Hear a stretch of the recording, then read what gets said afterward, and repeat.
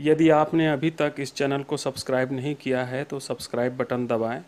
Live notification तथा नए video की सूचना पाने के लिए बेल बटन भी दबाएं।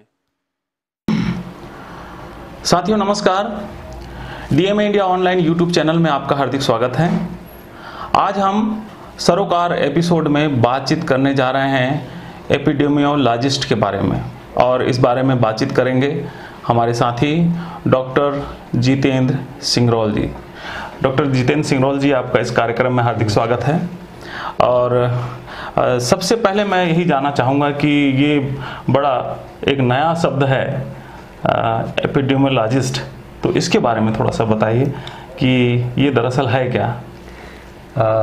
ये सामान्य रूप से बोलचाल की भाषा में समझें अपन तो एपिडेमियोलॉजी चिकित्सा विज्ञान का एक नया एडवांस शाखा है, जिसके अंतर्गत बीमारी के ट्रेंड का अध्ययन करते हुए उसके कारण और उसके निदान के संबंध में ये बात हम लोग जानते हैं, उसको एक चिकित्सा विज्ञान में एपिडेमियोलॉजी बोलते हैं। अच्छा। और ये एपिडेमियोलॉजी जो है उसके अलग जो अभी जो प्रचलन में जो अलग अलग जो शब्द हैं, एपिडेमियोलॉजी में 4 जो है ऐसे प्रचलन में शब्द है जिसको मैं हमारे और साथी को बताना चाहूँगा। एक तो आउटब्रेक होता है। आउटब्रेक जो सामान्य रूप से बोलचाल की सारी चीज़ मैं सामान्य रूप से ही बोलचाल की शब्दों में बताऊं, क्योंकि ये एपिडेमियोलॉजी जो है साइंटिफिक शब्द है, टर्म्स है और ये पूरा साइंस से ही जुड़ा हुआ है। तो हम इसको सामान्य रूप से चिकित्सक या विज्ञान को सामान्य रूप से हम बोलचाल में अपने साथियों के साथ में शेयर करेंगे ताकि ज़्यादा से ज़्यादा लोग उसको समझ सकें। तो आउटब्रेक जो होता है वो किसी भी जनसंख्या में एक निश्चित समय के दौरान कोई भी बीमारी का प्रकोप होता है, और ये छोटे से भौगोलिक एरिया में होता है, तो उसको हम लोग आउटब्रेक बोलते हैं। उसके बाद आता है कि मतलब ऐसी कोई बीमारी जैसे डेंगू है, चिकनगुनिया है जी, उसके तरफ आपका इशारा है, जो कि सामूहिक रूप से होती है और काफी खतरनाक होती है। हाँ, बताइए। और इसके बाद जो है आता है एक नया टर्म्स जो आता है जो एंडेमिक। एंडेमिक जो होता है कि कोई भी बीमारी का लगातार उस भौगोलिक क्षेत्र में प्रकोप बना रहे, उसको हम मेडिकल टर्म में एंडेमिक बोलते हैं। जैसे हम एक सामान्य रूप से बोल सकते हैं कि मलेरिया का जो है ट्रेंड जो है कोई पर्टिकुलर जो क्षेत्र है उसमें जो है मतलब 20-25-100 केस आते रहते हैं, तो हम उस क्षेत्र विशेष को एंडेमिक के रूप में जानते हैं। उनका प्रकोप सामान्यतः बना रहता है। पर कोई जो है बीमारी हमारे अपेक्षा के अनुरूप अचानक जो है सडन ऑकरेंस जो है उनका बढ़ जाता है, और उनका एरिया जो है भौगोलिक क्षेत्र काफी महत्वपूर्ण होता है। तो भौगोलिक क्षेत्र किसी बड़े भौगोलिक क्षेत्र को प्रभावित करता है वो बीमारी, तो उसको फिर हम लोग आउटब्रेक बोलते हैं। तो एक उसको हम लोग बोलते हैं एपिडेमिक। तो एक सामान्य तरीके से मैं बताऊं, जैसे कि रायपुर नगर निगम में कोई भी वार्ड यदि प्रभावित हुआ किसी उल्टी दस्त से, डायरिया से, तो हम जो है उसको जो है एपिडेमिक नहीं बोलेंगे, उसको मेडिकल टर्म से बोल देंगे आउटब्रेक। पर वही जो है एक पूरे 8-10 वार्ड में प्रभावित करता है, तो रायपुर जो नगर निगम के क्षेत्र में वो जो है एपिडेमिक हो जाएगा। अच्छा। पर वो रायपुर जिला के परिप्रेक्ष्य में आउटब्रेक हुआ। ठीक। तो मायने ये रखता है कि हम किस परिप्रेक्ष्य में देख रहे हैं। और इसी का जो व्यापक रूप जो है पेंडेमिक होता है।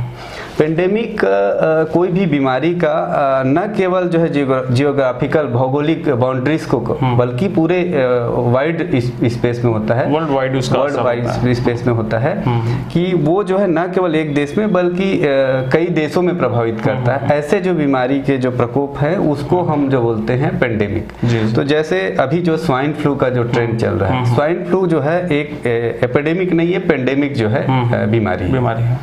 तो डॉक्टर जितेंद्र सिंगरौल जी बता रहे हैं कि जो विज्ञान की एक विधा है मेडिकल साइंस, और मेडिकल साइंस में अगर उसको दो भाग में हम बांटें तो एक चिकित्सा विज्ञान है जो कि तमाम इलाज और दवाइयाँ वो सब और डॉक्टर्स इसमें आते हैं, लेकिन एक दूसरा उसका भाग जो उसका सहयोगी और बहुत महत्वपूर्ण भाग है वो एपिडेमिक है, जो कि डायग्नोज करता है और रिकॉग्नाइज करता है उस क्षेत्र को जहाँ पर वो बीमारियाँ फैल रही हैं, और उसके रिकॉग्नाइज करने के बाद एक नई ऊर्जा के साथ में और नए दल बल के साथ में फिर वो मेडिकल साइंस उसके पीछे काम करता है और उस बीमारी को जड़ मूल से हटाता है। ये एक गवर्नमेंट का एक विभाग, खुद डॉक्टर सिंगरौल जो है वो एपिडेमियोलॉजिस्ट हैं और इस मामले में एक्सपर्ट हैं।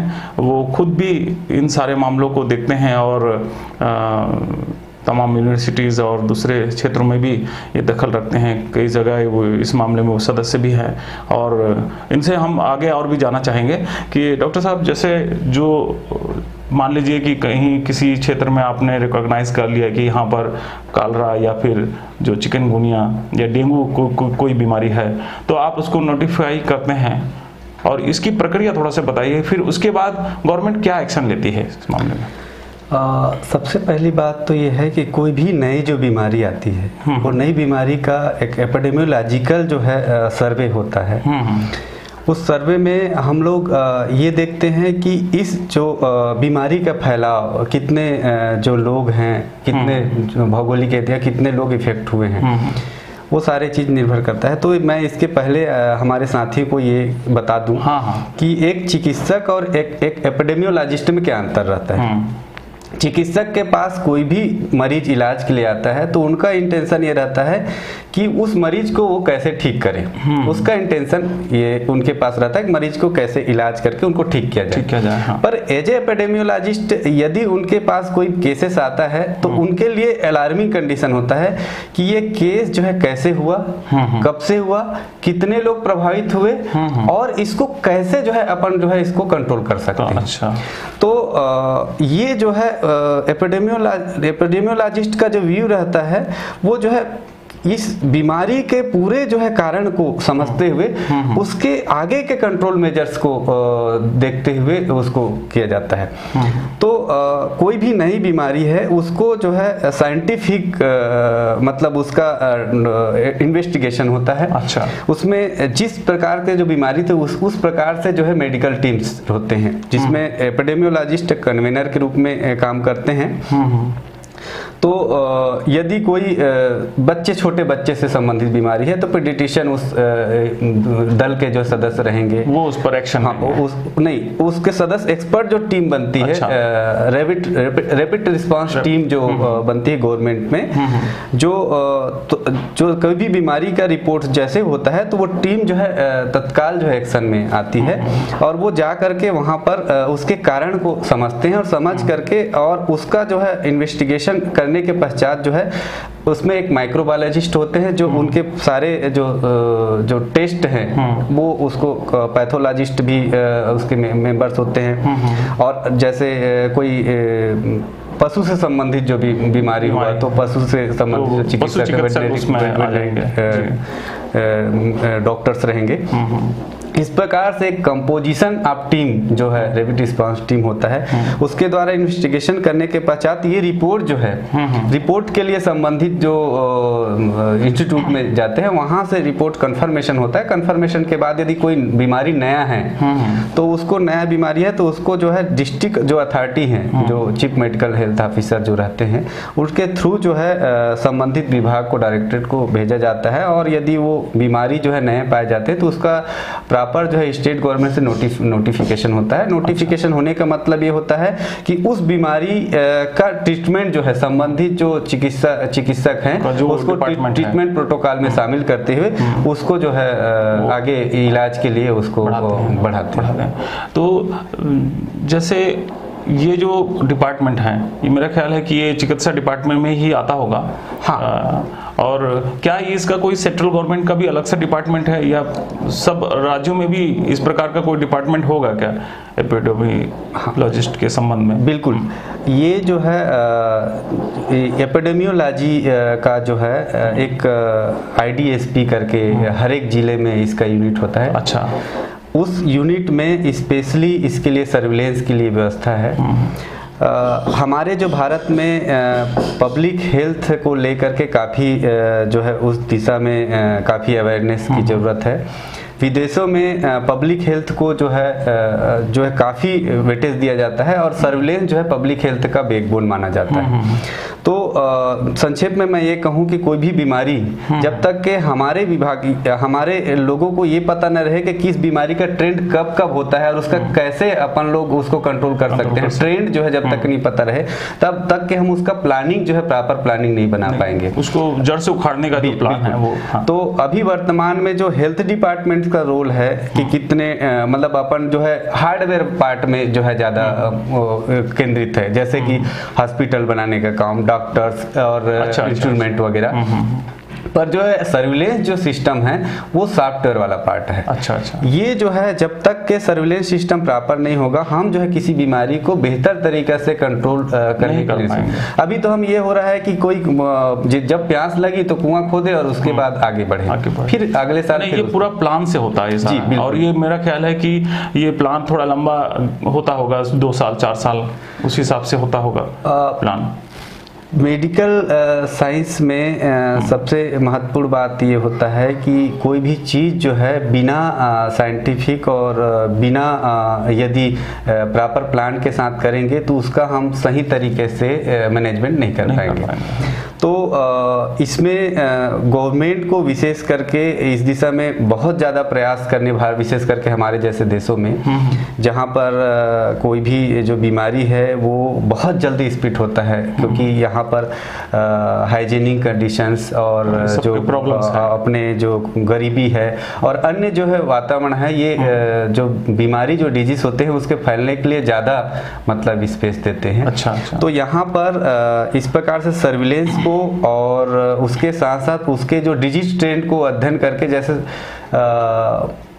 मौसम विभाग में जो होता है अर्ली वार्निंग सिग्नल, उसी प्रकार से हेल्थ डिपार्टमेंट भी अर्ली वार्निंग सिस्टम की व्यवस्था है कि कोई भी बीमारी जैसे सर्विलेंस होता है तो उसका बीमारी का ट्रेंड देख करके आने वाले समय में किस किस बीमारी की संभावना है उसको लेकर के एज ए मेडिकल साइंटिस्ट के नाते एपिडेमियोलॉजिस्ट उसको फोरकास्टिंग करते हैं और संबंधित जो डिस्ट्रिक्ट अथॉरिटी है उसके लिए कंट्रोल मेजर्स के लिए उस दिशा में प्रयास करते हैं। बहुत अच्छी आपने जानकारी दी इस बारे में। हम लोग काफ़ी लोग इस नाम से भी परिचित नहीं थे और ये बात खुल करके सामने आती है कि किस प्रकार से जो बीमारी है उस बीमारी को रिकॉग्नाइज डायग्नोज किया जाता है और उसके बाद उस पर जो एक्शन टीम है वो काम करती है।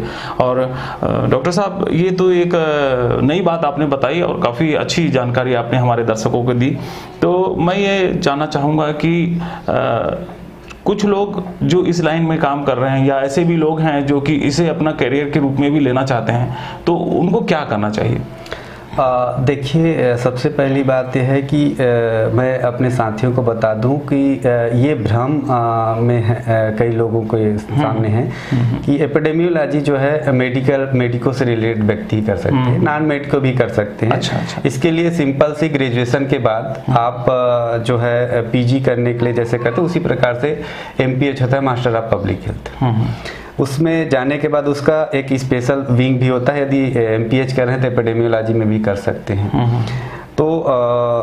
तो ये सबसे पहली बात तो है कि मेडिको भी कर सकते हैं, नॉन मेडिको भी कर सकते हैं। दोनों लोग इसमें कैरियर अपना सकते हैं। और जिसको जो है विशेष करके रिसर्च में ज़्यादा मतलब रुचि रखते हैं और नई नई बीमारी के बारे में उनका कैसे फैलाव होता है, उसका ट्रीटमेंट कैसे करना है, ये सारे चीज़ों के बारे में जिसको ज़्यादा रुचि है, तो ये फील्ड जो है काफ़ी अपार जो है संभावना से भरा है, क्योंकि इस क्षेत्र में भारत में विशेष करके इस विधा में अभी बहुत कम लोग एक्सपर्ट हैं इसमें। हाँ, और लोगों की जरूरत है जी, बहुत सारी जरूरत है। और मैं मतलब स्वास्थ्य विभाग की ही बात बताऊं तो स्वास्थ्य विभाग में जो हर एक जिला में एक एपिडेमियोलॉजिस्ट का पोजीशंस होता है, उसमें भी काफी सारे पोजीशंस अभी भी खाली हैं। अच्छा।